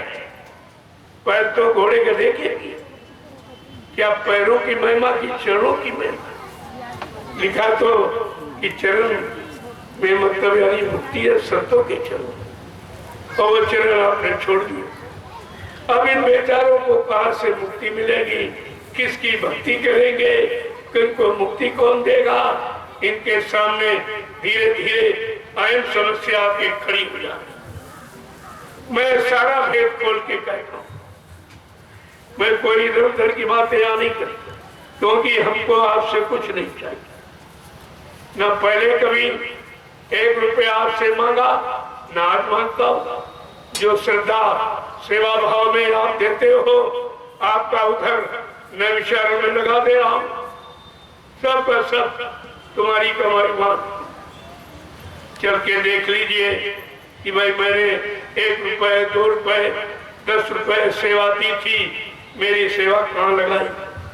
अब आप सोचिए कैसे मैंने सुरक्षित रखा आपकी कमाई को, और कहाँ लगा दिया।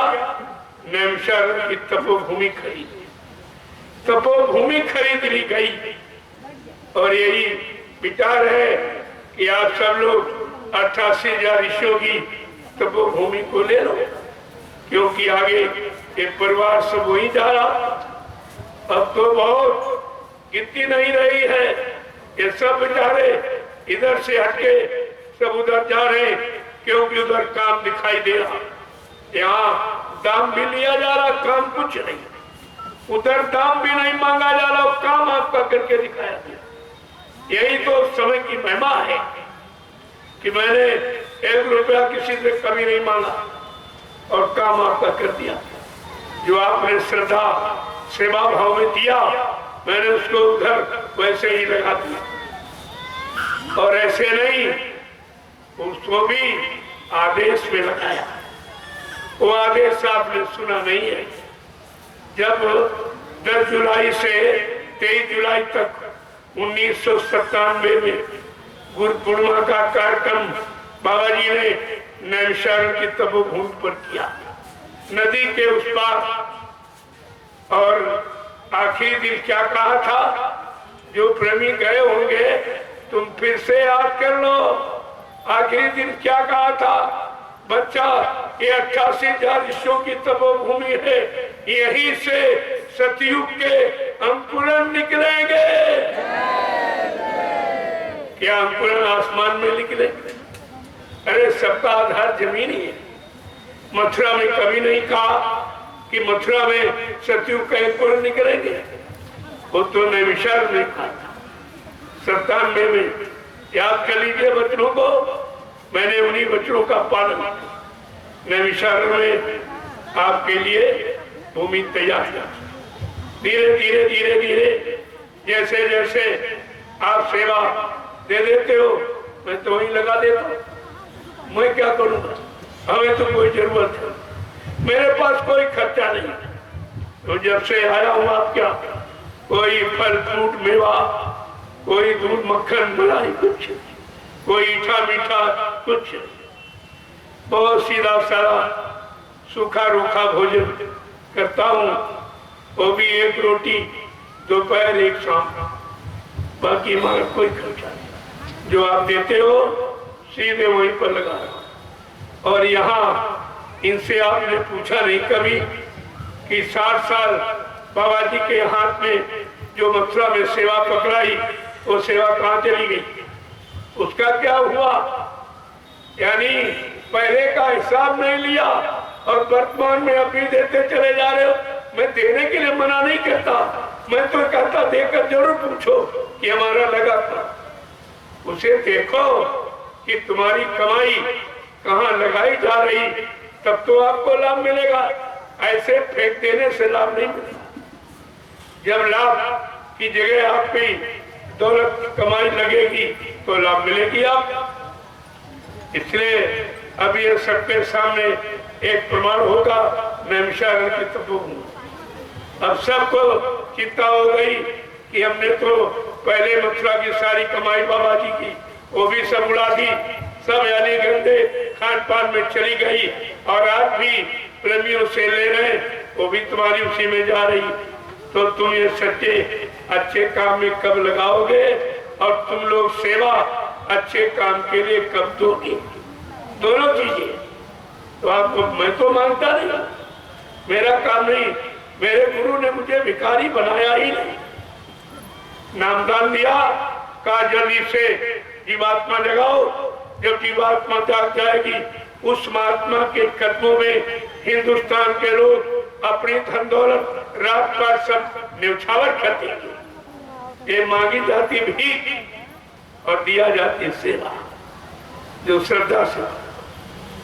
जय गुरुदेव, जय गुरुदेव, जय गुरुदेव, जय गुरुदेव। जय गुरुदेव। नाम किसका? प्रभु का। जय गुरुदेव। नाम किसका?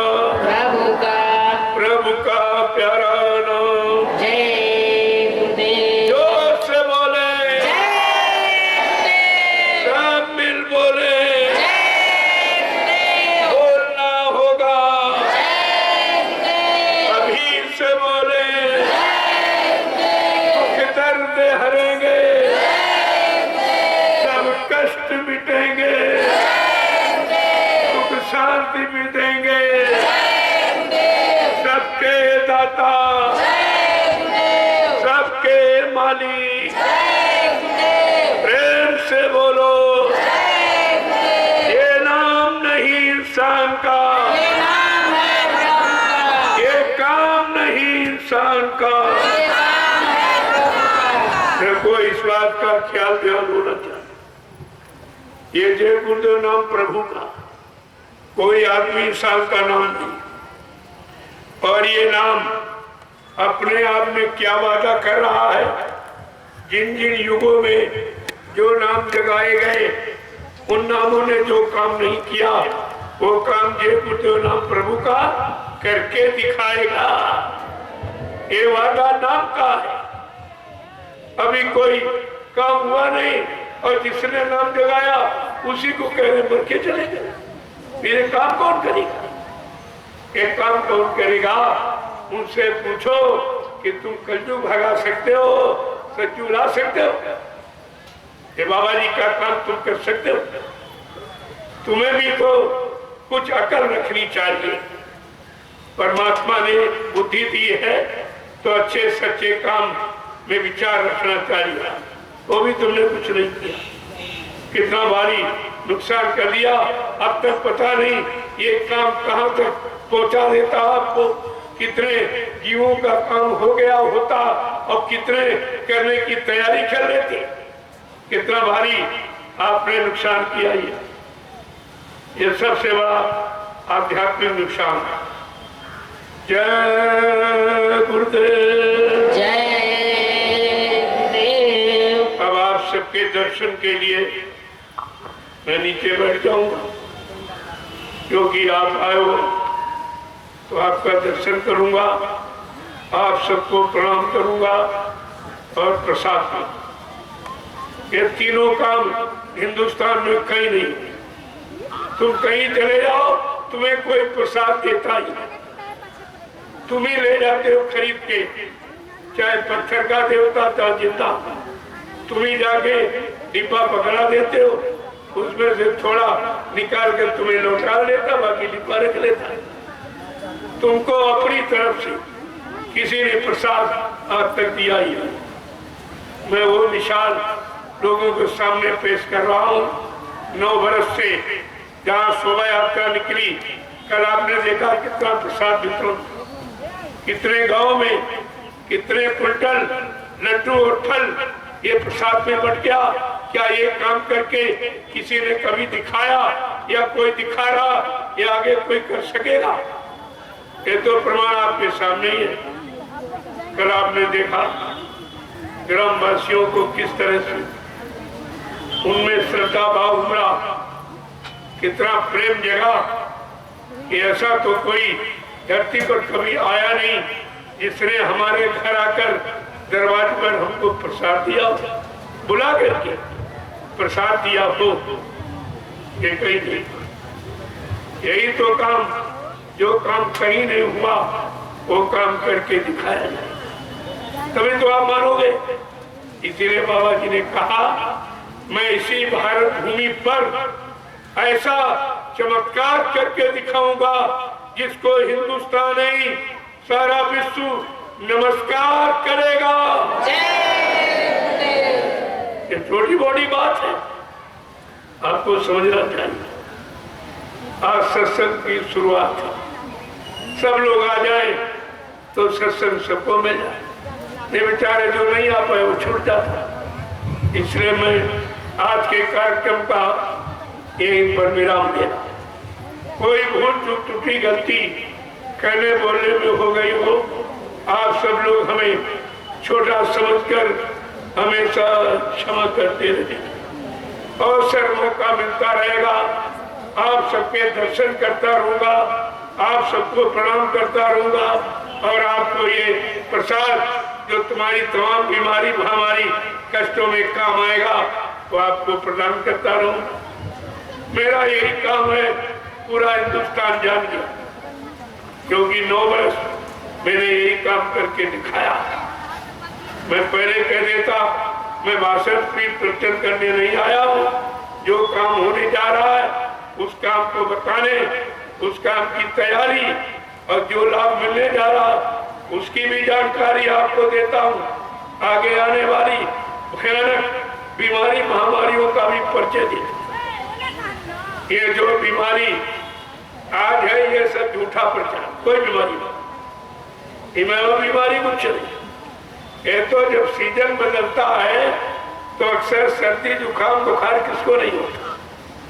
ये है निमोनिया, जिसको ये लोग कोरोना कहते हैं, उसका नाम रख दिया कोरोना। लेकिन नाम के अनुसार काम नहीं करो ना, क्या क्या ना करो, शराब न पियो, अंडा मुर्गा मीट न खाओ और निंदा चुगली बुराई न करो, किसी को गाली गलौज भद्दे अश्लील शब्दों का प्रयोग मत करो, इसको कहते करो ना। क्या क्या न करो, इसलिए तुम्हारे मुंह पर पट्टी बांध दी गई कि ये काम आपको नहीं करना, पट्टी बंदी काम सब होगा। लेकिन हमारे यहाँ कोई पट्टी नहीं मिलती। देख लीजिए आप, हमसे लोगों ने कहा कि महाराज आप मास्क नहीं लगाए हो। हमने कहा हम मास्क खाते नहीं, हम भाई मास्क क्यों लगाए? जो मास्क खाता हो मास्क लगाए, अपना मुंह बंद करे। हकीकत तो ये है, मैं मुंह बंद करने के क्या मतलब, और नुकसान है कि खुली हवा ऑक्सीजन नहीं मिलेगी, तुम्हारे फेफड़े कमजोर हो जाएंगे, एक बीमारी और पैदा कर देंगे। ये तो बीमारी बढ़ाने वाला काम। इसलिए नाक और मुंह परमात्मा प्रकृति ने खुला रखा कि खुला रखो, खुली ऑक्सीजन लो, अच्छी बुरी हवा का महसूस करो तो उससे बच जाओगे।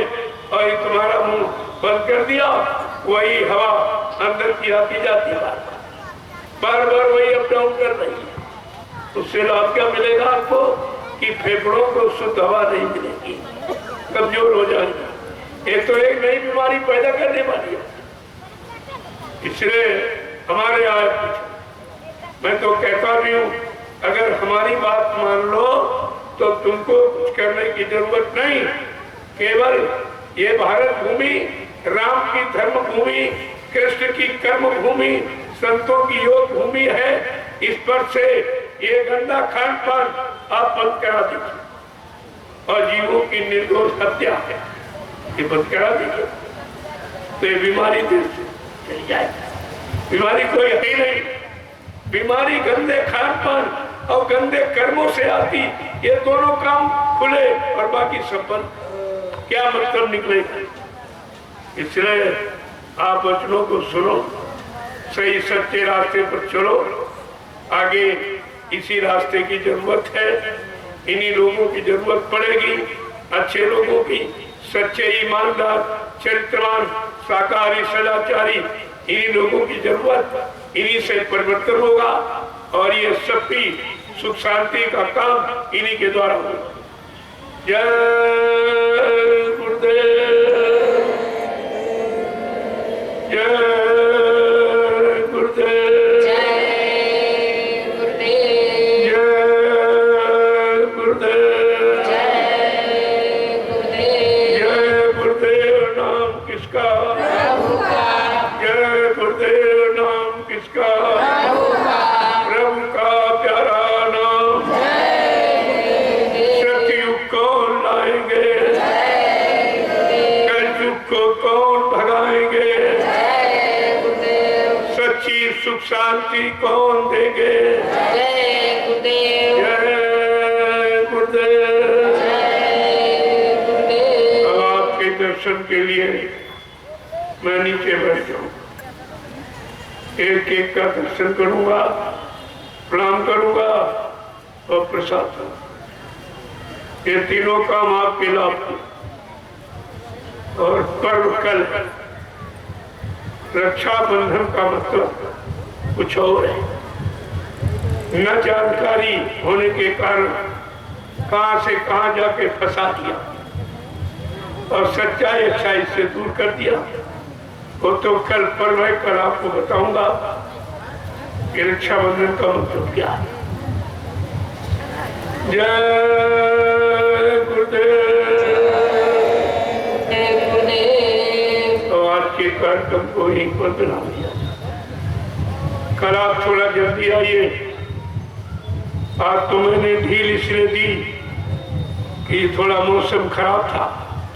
अरे मौसम खराब रहा कुछ नहीं, बहादुरी तो इसी बात की है कि आपको हर हालत में तैयार होना।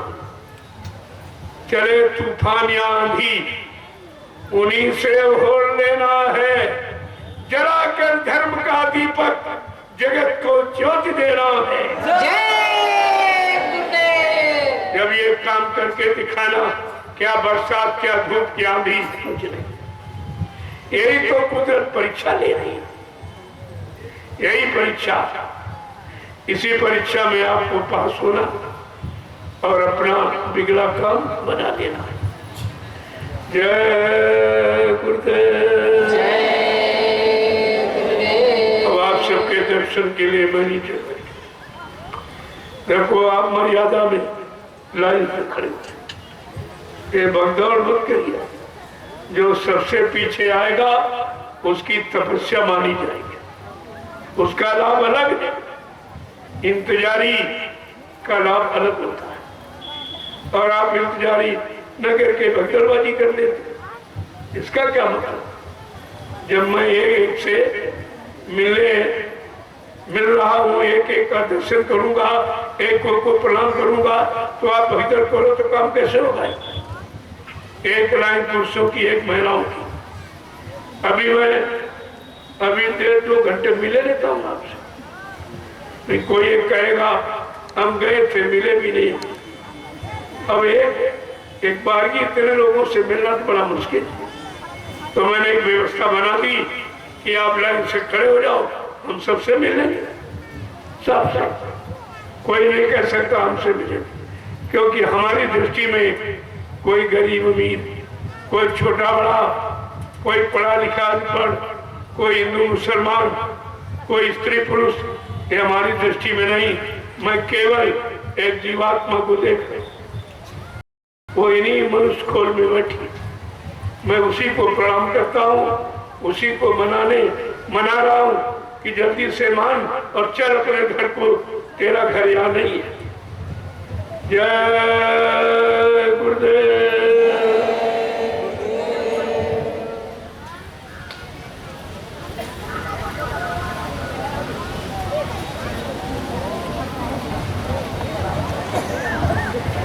एक बात ध्यान से सुनो। मैंने बहुत बार आपसे कहा है कि सत्संग में बेटी बन के आओ, बहू बन के। कोई एवर जेवर यहाँ पढ़ने की क्या जरूरत। संत मत बहुत सादगी का, जितनी सादगी में आओगी तुम्हारा मन खराब नहीं होगा, तुमको देख के दूसरों का मन खराब नहीं होगा। कहाँ ये बनावट सजावट इसकी जरूरत है। और बाद में कोई नुकसान हो जाता फिर आप कहते हो हमारा मंगलसूत्र चला गया, हमारे गले की जंजीर कट गई, मुट्ठी निकल गई है। बिल्कुल यहाँ सादगी में आइए आप, कोई नुकसान नहीं, क्योंकि यहाँ जो लेने आए हो वो सादगी में मिले, वो निर्मलता, चरित्रता, पवित्रता में मिलता है। वो सजावट, बनावट, दिखावट में नहीं मिलता। इसलिए यहाँ कोई फैशन की जरूरत नहीं। संत मत सादगी का मत, और आपका कोई नुकसान नहीं होगा, कोई नुकसान नहीं होगा। जो लाभ लेने आए लाभ मिल जाएगा। इसलिए यहाँ कोई फैसल करते नहीं, अपनी सुरक्षा करो, तुम जानो तुम्हारा काम। बाद में आप शिकायत मत करना कि हमारा जेवर निकल गया, हमारा ये हो गया, इसकी क्या जरूरत है। पैसे भी लाए हो तो कार्यालय में जमा कर दो, जब यहाँ से चलो उनसे ले लो, तो पैसे भी तुम्हारी सुरक्षित रहेगी। लेकिन तुम जब नियम का उल्लंघन करते हो, मर्यादा को भूल जाते हो, तभी आप परेशानियों में चले जाते। इसलिए ये काम करके हम रोज बताया जाता। अब आप लाइन में खड़े हो जाओ, मैं एक एक का दर्शन करूं, एक एक को प्रणाम करूं, और प्रसाद भी आपको मिल जाए। तीनों काम आपको हो जाएंगे। जय गुरुदेव, जय गुरुदेव, जय गुरुदेव, जय गुरुदेव। नाम किसका? जय गुरुदेव। नाम किसका? प्रभु का प्यारा नाम। अब आप लोग लाइन से खड़े हो जाओ, मैं अभी 2 घंटे मिले देता हूँ आपसे।